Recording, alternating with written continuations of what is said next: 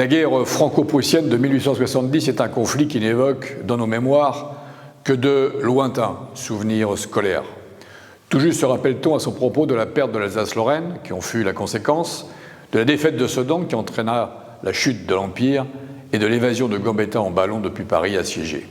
On a ainsi oublié que cette guerre fut déclenchée par un télégramme diplomatique, la dépêche d'Ems, rédigée en termes volontairement provocateurs par le chancelier prussien Bismarck.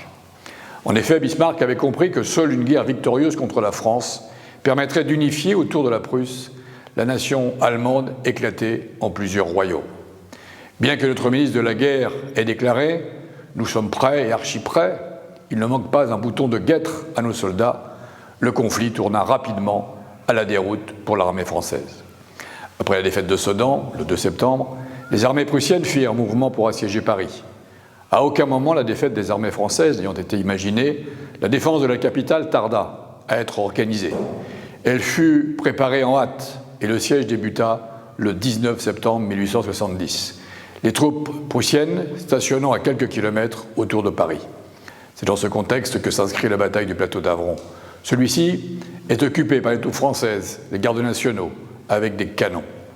Les troupes prussiennes se trouvent à peu de distance, à Noisy-le-Grand, Villévrard, Maison-Blanche, Gournay et Brie. Le 29 novembre, le général Trochu, gouverneur de Paris, tente, sans succès, de briser l'encerclement de Paris en déclenchant une offensive à Champigny et Villiers-sur-Marne.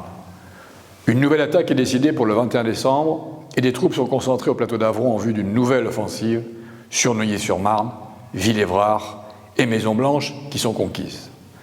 Du 27 au 29 décembre, le plateau d'Avron est durement canonné par les Prussiens. La position devenant intenable, le général Trochu est contraint d'ordonner le repli de nos troupes et le retrait de nos canons afin d'éviter qu'ils ne soient pris par l'ennemi. Le 30 décembre, les Prussiens prennent possession du plateau.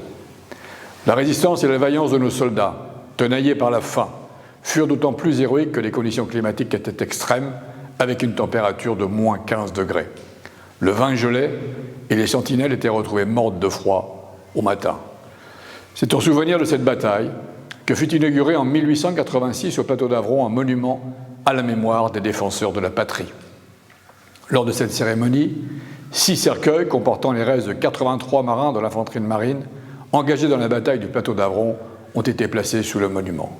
En 1887, la stèle a été complétée par 4 canons offerts par Jules Grévy, président de la République et provenant de la campagne de Napoléon III au Mexique.